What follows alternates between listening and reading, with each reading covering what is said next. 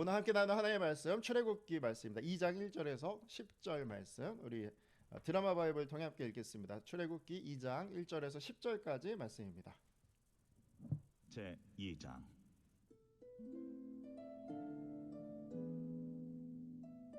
레위 가족 중 한 사람이 가서 레위 여자에게 장가들어 그 여자가 임신하여 아들을 낳으니 그가 잘생긴 것을 보고 석 달 동안 그를 숨겼으나 더 숨길 수 없게 되매 그를 위하여 갈대 상자를 가져다가 역청과 나머지를 칠하고 아기를 거기 담아 나일강가 갈대 사이에 두고 그의 누이가 어떻게 되는지를 알려고 멀리 섰더니 바로의 딸이 목욕하러 나일강으로 내려오고 시녀들은 나일강가를 거닐 때에 그가 갈대 사이에 상자를 보고 시녀를 보내어 가져다가 열고 그 아기를 보니 아기가 후오른지라 그가 그를 불쌍히 여기어 이르되 이는 히브리 사람의 아기로다. 그의 누이가 바로의 딸에게 이르되 내가 가서 당신을 위하여 히브리 여인 중에서 유모를 불러다가 이 아기에게 젖을 먹이게 하리이까? 바로의 딸이 그에게 이르되 가라. 그 소녀가 가서 그 아기의 어머니를 불러오니 바로의 딸이 그에게 이르되 이 아기를 데려다가 나를 위하여 젖을 먹이라. 내가 그 삭슬 주리라. 여인이 아기를 데려다가 젖을 먹이더니 그 아기가 자라매 바로의 딸에게로 데려가니 그가 그의 아들이 되니라. 그가 그의 이름을 모세라 하여 이르되 이는 내가 그를 물에서 건져내었음이라. 모세가 장성한 후에 한 번은 자기 형제들에게 나가서 어제 말씀을 보면 애굽 바로 왕이 영아 특히 나말을 다 죽이라는 그 명령을 내리게 됩니다. 아이를 임신한 어머니 부모님의 마음은 정말로 하늘이 무너지는 것 같은 그러한 심정이었을 것이었죠. 오늘 이 말씀 가운데 이제 드디어 하나님께서 이제 어떻게 보면 모세 오경에 하나님이 세우시는 그 리더 그 모세가 이제 오늘 말씀에 등장하기 시작합니다. 그래서 오늘 말씀 가운데 이제 모세의 부모님 아므람과 요게벳이죠. 어머니는 이 그 부모의 마음은 그런 것 같아요. 그죠? 자, 그 아이를 향한 그 부모님의 마음, 또 이 세상에서 아이를 죽이려는 핍박 가운데 어떻게 도대체 이제 나는 어떻게 해야 하나 이런 마음 가운데요.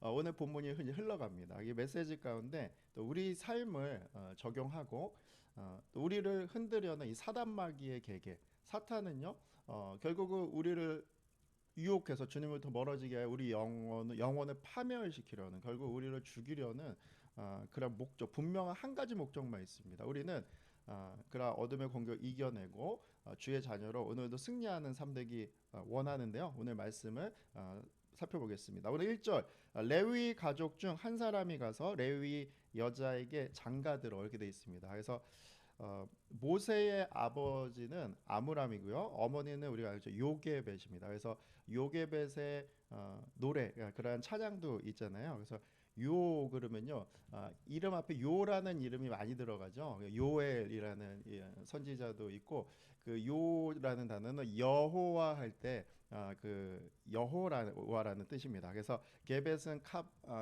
카바드라는 영광의 뜻에서 여호와는 영광스러운 분이시다라는 그 이름 자체에서 주님께서 붙들어 주시는 가족임을 알 수가 있죠. 근데 오늘 1절 말씀에 보면 레위 가족 중 한 사람이 레위 여자에게 장가들었다. 그러니까 이름을 안 쓰고 레위인이라고 쓴 이유가 무엇이겠습니까? 이제 모세의 출처에 대해서 분명히 나타내고 있는 거죠. 이제 이스라엘 백성을 인도하는 모세 그리고 그 아론과 미리암 그 가족은 레위 지파라는 것을 오늘 이렇게 하나님께 선택받은 레위인이라는 것을 처음부터 말씀하고 있습니다. 2절 그 여자가 임신하여 이제 아들을 낳습니다. 이제 모세를 낳는데 그가 너무 잘생기고 너무나 그죠 자신의 아이니까요. 석 달 동안 그를 숨겼어요. 근데 3절에 보면 더 이상 숨길 수 없는 상황이 됐습니다. 아이는 자라고 울고 더 이상 숨겼다가 잡혀가면은 이제 어떻게 해야 할까? 그런 바로 왕의 그 명령 앞에서 이제 많이 울부짖고 기도했을 거예요. 그죠? 그때 이러한 결정을 하며 그를 위하여 갈대 상자를 가져다가 역청과 나무 진을 칠하고 아기를 거기 담아 나일 강가 갈대 사이에 두었다 이렇게 되어 있습니다. 이제 우리가 잘 아는 출애굽기 2장 3절에 이제 본문 말씀이 있네요. 더 이상 어떻게 할 수 없어서 아이를 이제 갈대 상자에 넣어서 이제 떠 내려 보내야겠다 이런 결정을 하게 됩니다. 어, 본인들이 키워도 결국 걸리게 될 것이고 그랬을 때 이제 아이가 죽게 될 그 상황이 되니까 기도하다가 하나님께서 분명히 감동을 주셨을 거예요, 그죠? 그때 이들이 한 갈대 상자에 아이를 넣어서 그죠? 나일강에 이제 떠내려 보내는 이 말씀 앞에 섭니다. 갈대 상자, 갈대 상자에 그 아이가 갈대 상자의 그 작은 상자가 아이를 보호할 수 있겠습니까? 마음이 막 콩닥콩닥하고 참 몇 번은 할까 말까 고민을 하다가 결정을 했을 텐데요. 그 안에 이제 물이 들어오게 되잖아요. 그래서 갈대로 엮은 상자이기 때문에 그 안에 역청을 바르고 그 안에 나무 진을 칠합니다. 그래서 물이 들어오지 않도록 이렇게 보호해서 그 안에 아이를 놓고 나일 강가에 이 아이를 떠내려 보낼 때 4절 그 누이가 어떻게 되는지 알려고 멀리 섰더라. 그렇겠죠. 이제 미리암이 나오겠는데요. 그렇겠죠. 그 아이를 멀리서 계속 보고 하나님께 기도하는 마음으로 갔을 거예요. 눈을 떼지 못했을 거예요. 그죠? 하나님 이 아이를 보호해 주세요. 하나님 이 아이를 책임져 주세요. 그러나 우리가 아는 것처럼 모세는 하나님의 인도하심으로 이제 바로 왕의 딸 앞에 가게 되고 결국 모세는 그 궁정에서 자라게 되고 결국 이스라엘 백성을 출애굽시키는 그 리더로 서게 되면 우리가 알 수 있습니다. 갈대 상자에 그 아이를 넣을 때만 해도 이제 내 인생은 끝났구나. 이 아이를 어떻게 해야 되지? 그러한 이 아이의 인생은 어떻게 되는 거지? 그러한 두려움 앞에 섰지만 오히려 그 이스라엘의 리더로 서는 그 모세의 모습 이걸 통해서 우리가 인생 가운데 배우는 것은 첫 번째는 우리도 갈대 상자에 떠내려 보내야 할 영역들이 있습니다. 우리 삶에 갈대 상자에 떠나 보내야 할 영역을 분별해야 한다는 것이 중요합니다. 끝까지 내 것인 것처럼 내가 붙들고 내가 해야 하는 것이고 이거 없으면 죽을 것 같은 그런 집착하는 것들 물론 소중하고 우리 가운데 하나님 다 허락하신 귀한 영역이지만 갈대 상자에 넣어 떠내려 보낸다는 것은요 우리 인생에 참 주인이 있다는 것을 고백하는 것입니다. 우리 삶의 진정한 공급자가 있다는 것을 고백하는 것이죠. 아멘. 그래서 내 삶에서도 내가 갈대 상자에 떠나 보내야 하는 그 영역들 그것을 주님께 온전히 드리지 못할 때 때로는 정말 벼랑 끝에 있는 듯한 모습으로 이제는 아이가 커서 키울 수도 없고 내가 나의 힘으로 할 수 없는 그 상황 가운데 아이를 갈대 상자에 보내는 그런 인생을 또 경험하게 되잖아요. 오늘 말씀을 통해서 저도 생각해 볼 때 저도 목회자로 목회를 하지만 진정한 목회의 주인은 예수님임을 오늘도 다시 한번 고백합니다. 우리 교회의 주인은 예수님임을 이 시간에 고백하고 제가 그런 거를 다 갈대 상자에 떠내야 보내야 되죠. 내가 주인인 것처럼 내가 모든 걸 감당하는 거죠. 그러면 그런 것이 아니라 주님께 맡겨드리는 삶이 돼야 함을 또 깨닫습니다. 우리 자녀 문제는 어떻습니까? 내가 늘 달겨붙어 따라다니면서 잔소리하고 또 좋은 말이지만 말씀을 계속 내 입으로 막 고백 그 귀가 닳도록 얘기한다고 변화됩니까? 주님께 때로는 맡겨야 되는 기도를 하고 주님께 맡겨야 되는 그런 상황이 있습니다. 오히려 주님의 그러나 우리는 역청과 나무 진을 바르며 주의 보혈로 그들을 덮고 그들의 예수의 이름으로 축복해 줄 때 하나님 지켜보아 하신다는 거죠. 우리의 물질의 영역 또 직장에서 영역들 모든 것 우리가 계획하는 미래의 모든 영역들을 갈대 상자에 넣어 주님께 맡겨드리는 그 삶을 오늘도 올려드리는 저와 여러분 되기 원합니다. 아멘. 그 직장 생활을 하면서 그런 분 계시잖아요. 주일에도 계속 일을 만드는 거예요. 예배를 드려야 하는데 계속 일을 하면서 그 예배가 뒷전에 있고 그렇게 권면의 말을 하게 되면 오히려 나는 너무 바쁘다. 그래서 나는 이렇게 열심히 살고 있다는 걸 얘기하지만요. 오히려 우리가 주일은 주님의 날 아니겠습니까? 그 주일을 성수하지 못한다는 건 주님께 나의 삶을 갈대 상자에 넣지 못하고 주님께 맡겨드리지 못한다는 거죠. 주의를 지키지 못한다는 게 얼마나 큰 죄악입니까, 그죠?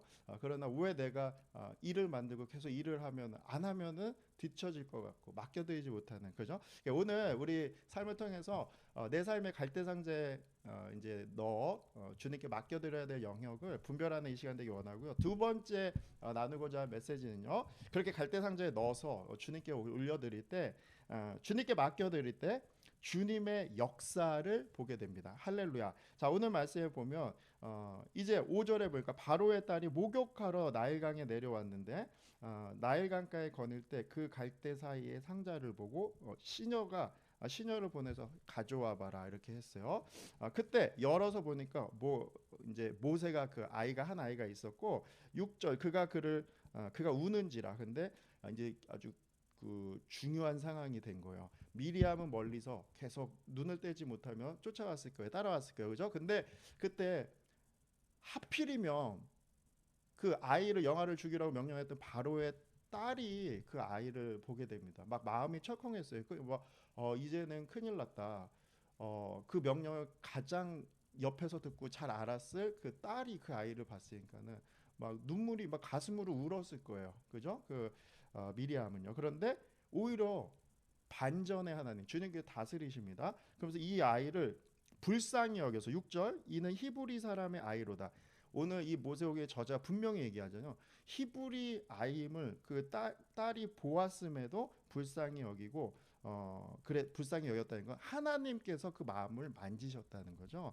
그래서 하나님께서 역사하시고 다스립니다. 이제 모세는 오히려 궁정에서 자라게 되고 이 바로의 딸은 이제 미리암이 가서 이 아이가 히브리 아이인데 히브리 여인 유모를 데리고 와서 젖을 먹여야 되지 않겠습니까?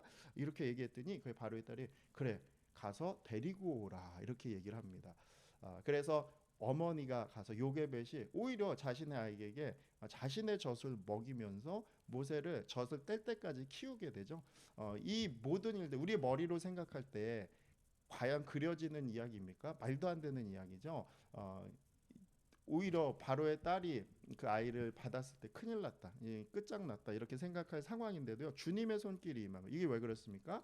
갈대 상자에 그 아이를 맡길 때 우리의 인생을 주님의 손에 맡겨드릴 때 놀라운 주님의 역사를 보게 되는 거죠. 우리가 기도하고 나갈 때도요. 우리는 응답을 기다리죠. 문제가 해결되기 위해서. 그런데 응답의 기도보다 더 중요한 것은 역사하시는 기도예요. 하나님의 그 전능의 손이 완전히 임하여서 상황을 막 다스리시고 누가 봐도 와 주님이 역사하시는구나.